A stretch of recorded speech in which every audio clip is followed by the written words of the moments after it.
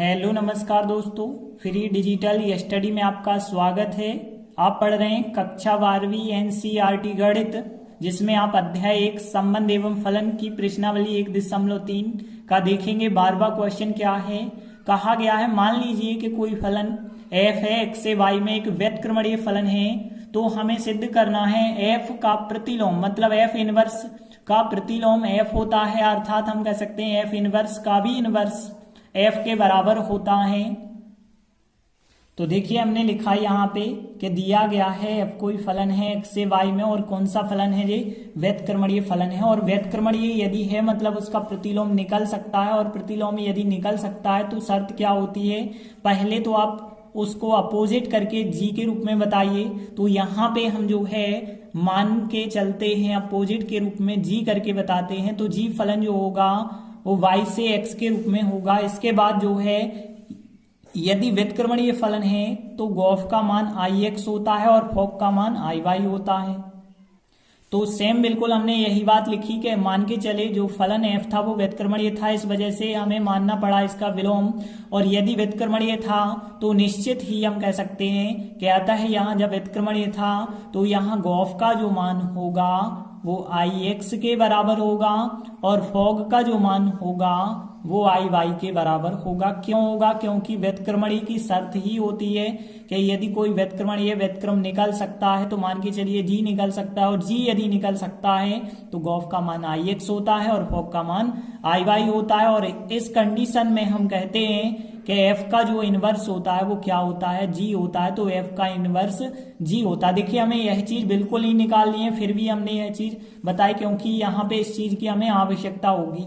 अब देखिए यदि हम इसे समीकरण 1 मान लें और इसे यदि हम समीकरण 2 मान लें, तो देखिए अब हमने लिखा समीकरण 1 व 2 से, समीकरण 1 व 2 से, तो देखिए f इनवर्स का मान g है, तो जहां पे g लिखा है वहां पे हम f इनवर्स लिख सकते हैं। तो g के स्थान पे हमने क्या लिखा, f इनवर्स o, f का मान जो होगा वो ix होगा, तथा यहाँ पे भी सेम बिल्कुल यही लिखेंगे, एफ ओ जी के स्थान पे एफ इनवर्स लिखेंगे, तो एफ ओ एफ इनवर्स का मान जो होगा आई वाई होगा।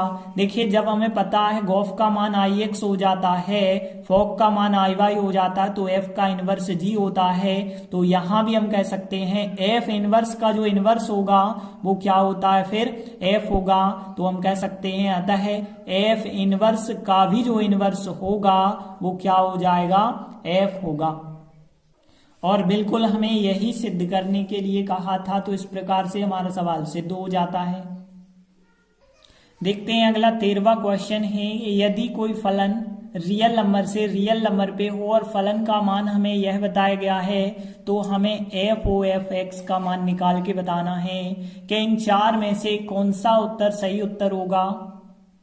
तो देखिए हमने लिखा दिया है हमें फलन एफ एक्स का मान दिया गया है। देखिए अब हम यहाँ से क्या करते हैं, एफ ओ एफ एक्स निकालते हैं, और एफ ओ एफ एक्स निकालना है तो कैसे निकालेंगे, देखिए पहले तो हम एफ लिखेंगे, ओ का मतलब होता है कोष्टक लगाएंगे, और फिर बाकी बच्चा क्या लिख देंगे, यहाँ पे एफ एक्स लिखेंगे। तो यहाँ पे अब हमें एफ एक्स का मान निकालना होगा। तो देखिए हमने क्या किया, एफ एक्स के स्थान पे एफ एक्स का मान हम रख देते हैं। तो एफ एक्स का मान देखिए क्या था, 3 माइनस एक्स घन, और फिर इसके ऊपर कितने की घात लगी थी, 1/3 की घात लगाई। अब यहाँ पे आप ध्यान से समझना, देखिए एफ एक्स का मान 3 माइनस एक्स घन, फिर कोष्टक के ऊपर 1/3 की घात है। यदि हमने आपसे कहा होता कि f1 ज्ञात कीजिए, तो आप क्या करते, जहां x लिखा था वहां पे 1 रख देते, तो 3 माइनस यहाँ पे 1 रखते, फिर घन भी लगाते और फिर 1/3 की घात भी लिखते। अब हमने आपसे कहा कि f यहाँ पे कोई भी संख्या, और यहाँ पे कोई भी संख्या का मतलब है यह संख्या हमें ज्ञात करनी है, तो इस x के स्थान पे हमें यह संख्या रखनी होगी। तो देखिए क्या मिलेगा, हमें यहाँ 3 लिखना होगा, फिर माइनस लिखना होगा, x के स्थान पे हम यह संख्या लिखेंगे। तो देखिए 3 माइनस एक्स घन, और फिर इसके ऊपर लगाई 1/3 की घात, और फिर इनके ऊपर जो है पूरी घात हमें लगानी होगी, फिर यहाँ पे 3 की घात, और इसके भी ऊपर पूरी घात लगानी है हमें 1/3 की घात। तो देखिए हमने क्या किया, 3 लिखा है, फिर x के स्थान पे यह हमने मान रखा है, तो यहाँ पे देखिए x का यह मान है, फिर 3 की घात, फिर 1/3 की घात। अब थोड़ी सा आप सवाल अच्छे से यहाँ पे करें।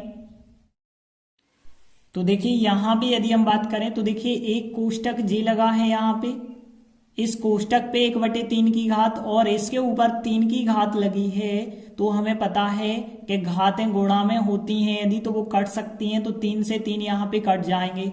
जब 3 से 3 कट जाएंगे तो 3 माइनस कोष्टक और 3 माइनस x घन यहाँ पे बचा होगा, और फिर जो है कोष्टक बंद होगा, फिर पूरे कोष्टक पे 1/3 की घात बची होगी। देखिए यहाँ पे 3 आपस में कट गए तो यह संख्या बची और 3 भी बचा और 1/3 की घात भी बची होगी। अब देखिए यदि आप कोष्टक खोलेंगे तो यहाँ 3 से 3 कट जाएंगे, माइनस और माइनस प्लस का x घन बचेगा, और x घन पे 1/3 की घात है तो फिर 3 से 3 की घात कट जाएगी, और फिर आपका आंसर कितना हो जाएगा x। तो इसका कह सकते हैं C नंबर का आंसर बिल्कुल सही आंसर होगा। देखिए अगला 14वां क्वेश्चन यदि हम देखें, मान लीजिए कोई फलन f(x) है जो 4x/3x+4 है द्वारा परिभाषित एक फलन है, और फिर हमें बताया गया जो फलन है रियल नंबर में से -4/3 को छोड़कर जितनी भी रियल नंबर हैं वो सब x का मान ली जा सकती हैं और r का मान कुछ भी हो सकता है। और फिर बताया गया है f का प्रतिलोम, अर्थात प्रतिलोम को प्रतिचित्र भी कहते हैं, तो प्रतिचित्र यदि g हो तो हमें बताना है वो इनमें से किसके द्वारा प्राप्त होगा। तो सीधी सी बात है f(x) एक फलन दिया गया है, तो यदि आपको f(x) का प्रतिलोम निकालना है और वो प्रतिलोम मान के चलिए g निकालते हैं, तो प्रतिलोम इनमें से क्या हमें प्राप्त होगा।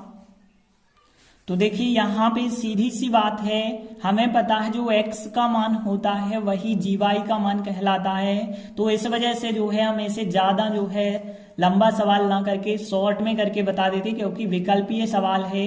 तो देखा जाए यहाँ पे f(x) का जो मान है वो कितना है, 4x/3x+4 है। यहां से हम x का मान निकाल के आपको बता देते हैं, जो x का मान होगा वही तो gy का मान होगा। तो देखिए जो f(x) होता है उसे ही पता होगा y माना जाता है, तो y बराबर होगा 4x/3x+4 होगा। देखिए अभी यदि आप जो है तिर्यक गुणा कर दें तो यहाँ पे पहले तो हमें बटे 1 करना होगा, 1 का यदि हम 4x से गुणा करेंगे तो यहाँ पे 4x आएगा, यहाँ पे y का 3x से गुणा करेंगे तो 3xy हो जाएगा, और फिर y का यदि हम 4 से गुणा करते हैं तो यहाँ पे 4y हमें प्राप्त होगा। देखिए हमें x का मान निकालना है, x वालों को हम एक तरफ कर देते हैं, तो x वाले यदि हम एक तरफ कर दें तो बराबर में क्या बचा होगा, 4y।